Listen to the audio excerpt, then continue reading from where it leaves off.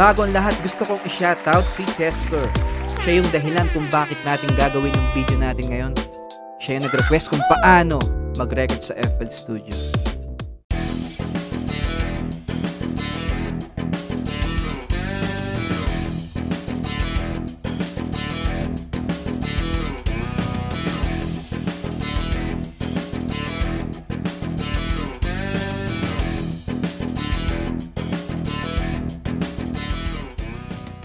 Mga katunog, ito yung unang pinakagagawin nyo. Unang-una nating gagawin, mga katunog, punta tayo dito sa may options, audio settings, device. Dito, makikita nyo yung audio interface or mixer nyo. Pero kung wala kayong makita, pwede nyo naman piliin yung FL Studio ASIO or etong ASIO for All. Kung saan kayo mas sanay sa mga galing Adobe 1.5 dyan. Ayan, malamang alam nyo to. Pero sa ngayon, ito yung gagamitin natin. Dito man sa buffer length, mas mababa yung chance na mag-delay ka. Okay? Input naman, ito dito nyo makikita yung audio interface na gamit nyo or mixer. Sa akin, codec, ito yung naka-insert ngayon. Sa output naman, dito yung maririnig nyo yung backing track or yung beat para masabayan. Sa akin kasi gamit ko ngayon V8. Ayan. Kaya ayun yung pinili ko. Kung sa inyo makita nyo yung pangalan ng audio interface or mixer nyo, yun yung piliin nyo. And then dito naman tayo sa priority, ilagay nyo sa highest. Playback, tracking, mixer. Ngayon, kung may delay pa rin kayo, napapansin pa rin kayong delay, kung nauuna ba o nahuhuli yung boses nyo sa backing track or beat, pwede nyo naman laruin tong offset. Sample rate ko nga pala nasa 48,000 ako. Ito CPU, gayahin nyo na lang yan. Dito naman tayo sa resampling quality. Sa akin, dito lang sa mid 24. Pero kung malakas yung PC nyo, pwede nyo naman gawing 64. Okay, tapos na tayo dito. Pwede na natin i-close. So, eto na yung next step natin. Maglalagay na tayo ng beat or backing track. Idadrag nyo lang to papunta sa FL Studio. And then, left click. Sasagad natin. Then, double click nyo. Pagka double click, punta kayo dito. Right click. Huwag nyo tong kakalimutan. Ito, mahalaga to Detect tempo. Usually, ginagamit ko 75 to 150. Kaya, hayaan nyo lang. Nadidetect niya, eto. Na-detect niya 81 BPM. Ang ibig sabihin nga pala ng BPM is beat per minute. Okay? Yes mo lang. Kusa na siyang nag-adjust. Importante kasi yan para pagkalapat natin, kumbaga, sakto na siya sa beat. Huwag nyo niyang kakalimutan, mga katunog. Close na natin to. Next step na tayo. Next step, punta kayo dito sa may view mixer. Pindutin nyo lang yan. Eto, punta tayo sa 1. Eto, makikita nyo naman 1. Kaya punta tayo dito sa may kanan, sa baba ng mixer.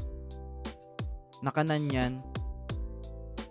Hanapin natin. Sa akin kasi sa mono ko. Mono. Pero mag-i-echo to. Kaya ikakat ko muna dito dahil iba yung gamit ko ngayon. Lilipat muna ako dun. And then, continue natin. Let's go. Sa akin, nakasanayan ko mag-record sa mono. And then, nasa line 1 yung aking line. Hello, mic check. Ayan, kung napapansin nyo. Eto, umiilaw na siya. Ibig sabihin, gumagana na. Kung nalilito naman kayo sa boses nyo na naririnig, pwede nyong i-off. Pindutin nyo lang to.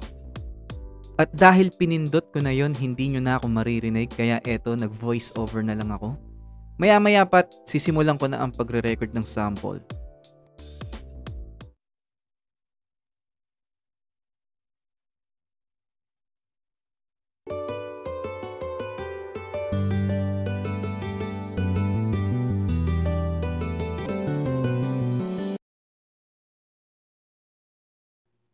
Etong button na to kailangan pindutin para makapag-record, and then pindutin nyo tong audio clip. May countdown na din para may buwelo kayo. Dahil yung pang-record ko na mic yung gamit ko dito, malamang hindi nyo to maririnig, pero mamaya paparinig ko sa inyo yung sample ng pagka-record natin. Hey, eto na, diba? Nagre-record na siya. At kapag nagkamali kayo, pwede nyong i-delete dito para hindi matangbak. Ayan. Okay. And then, pwede nyo na ulit pindutin yung record button.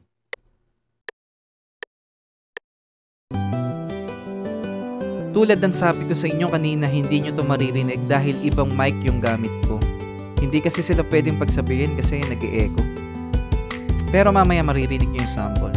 One take nga lang pala to mga katunog, kaya pagpasensyahan nyo na.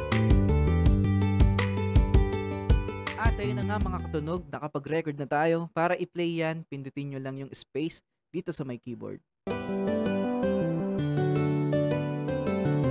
Parang talulot ang pangarap ko'y nagkalagas-lagas. Daig pakinapitan ng pagkamalas-malas. Sinimulan na relasyon natin biglang nagwakas. Tinatago ang sakit, pegay ngiti sa panlabas. Ang pinapakita ko para lang mapagaan.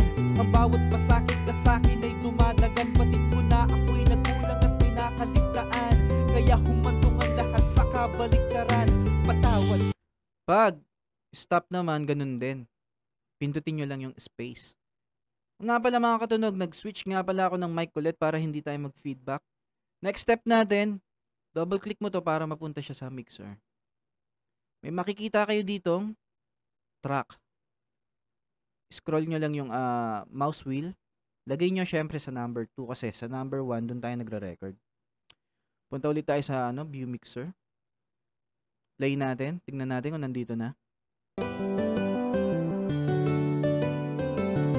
Parang talulot ang pangarap ko'y nagkalagas-lagas. Eto na, kung nakikita nyo, may highlights. Ibig sabihin, pumasok na siya dyan. Then mga katunog, dito nga pala tayo. Nagmi-mix. Naglalagay ng reverb, naglalagay ng mga EQ. Pero next video na natin yung talakayin para hindi masyadong humaba. Okay? Ito nga pala, nakanan na to, number 1 ko dahil ngayon nga, tulad ng sabi ko, magpi-feedback tayo. Kung nalagay nyo na yung mga na-mix nyo dito, halimbawa, pwede nyo nang i-X to. Balik tayo dito. Meron nga palang mas madaling way para makapag-record tayo, hindi na tayo pindot ng pindot dito. Just press R lang.